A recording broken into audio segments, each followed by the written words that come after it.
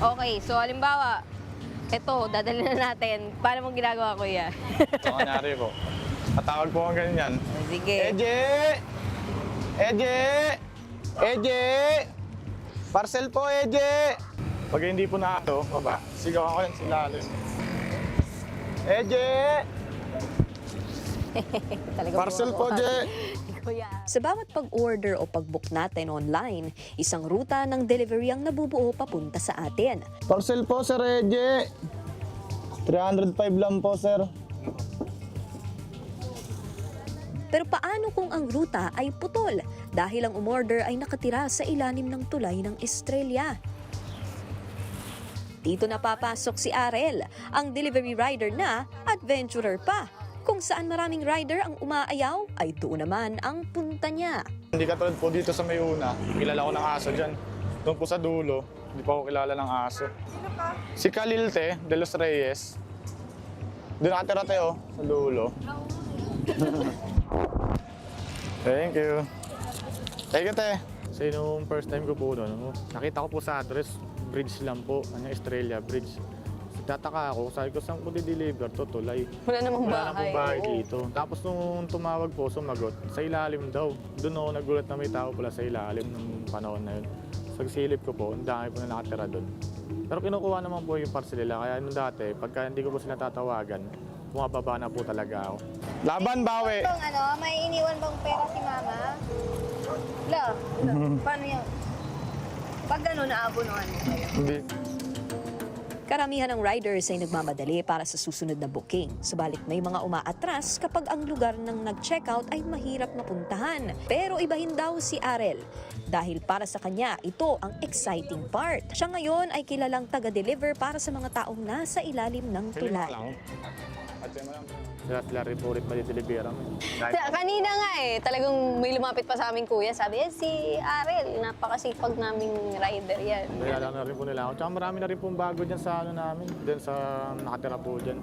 Ilan na lang din yung matatagal dyan. Support mo, laging 75 na to kasi Opo. yung quota, di ba? Yung quota po. Tapos, hinahati-hati mo na lang pagkatapos kung anong area ito, anong area yung parang. Opo.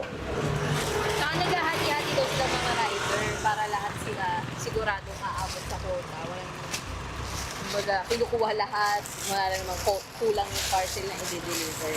Ang Under the Bridge escapades ni Arel, shinare na rin niya sa social media. Jen Jen! Parcel po, Jen Jen! Wow, paradise. Sure ball, aray ito. Abono pa. Ay mo. Nahulog ako. Kaluin niyo sa ilalim ah. Aray ko.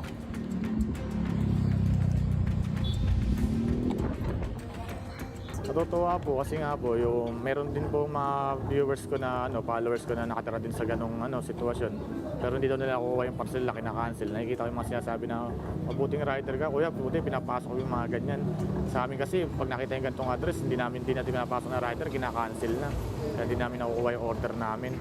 Kaya ikaw, buti ikaw na pinapasok mo, matyaga ka sa trabaho mo, kahit mahirap pinapasok mo yung lugar nila.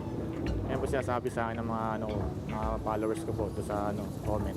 Nature trip. Wow! Nature trip to. Nagbaba, aray ko. Nature brief. Aray ko. Aray sa wakas. Nalagdag ata ako dito. Sa life ko.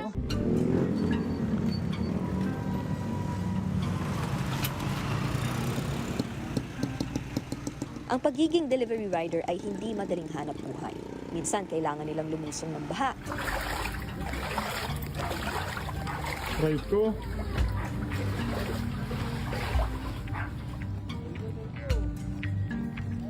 Minsan ay tatawirin ang matarik na daan. Isama mo pa ang mahabang oras ng paghihintay. Cindy. Mapasakamay lang ng customer ang order online. Jackpot ah. Pero imbis na magreklamo, naiintindihan ni Arel na ito ay bahagi ng trabaho. Pag umuulan po dito, hindi pinapasok to ng ibang rider. Kasi nga mabaho. Tapos, Tas baha pa. 12 hours ka nagtatrabaho, minsan 13 hours, 14 hours. Pero yung ano naman po, yung pagod nun, pagdating ng sahod, mararamdaman mo yung saya nun kasi ang laki ng sasahurin mo po. Parang naglalaro na lang po talaga ako pag nagde-deliver po. Eto, tapos na yung parcel ko. Ilan na lang to? 3. Pero bukas na lahat to. Puro reschedule na to. Di katulad nung nakaraan, puro cancel. Kahit pa paano yung 75 ko, naubos ko ng alas 4. Magkano oras ba? 3:58 kahit pa paano, sakto. Sa 4 p.m. na out ko. Ay! Lalim tubig, Nay!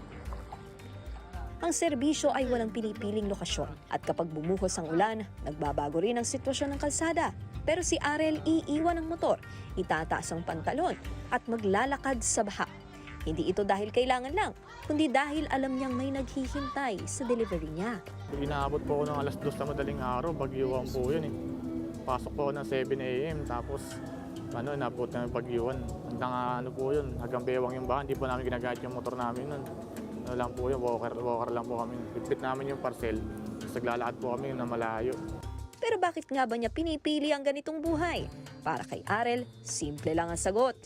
Dito siya masaya. Sa ngayon po, wala pa po akong balak mag-resign kasi nag-i-enjoy pa po ako eh. Maraming tao ang hindi nakakaalam ng kwento sa likod ng bawat parcel na dala ng mga delivery rider, katulad nga ni Kuya Arel. Bukod kasi sa mga parcel, dala rin nila ang lakas ng loob dahil maulan man o mainit o gaano man kahirap ang dadaanan, kailangan maihatid pa rin sa taong naghihintay ang simpleng ligaya ng bawat parcel na kanyang dala. Nikita Guzman, mukha ng maliliit, isyung malalaki, dokumentado.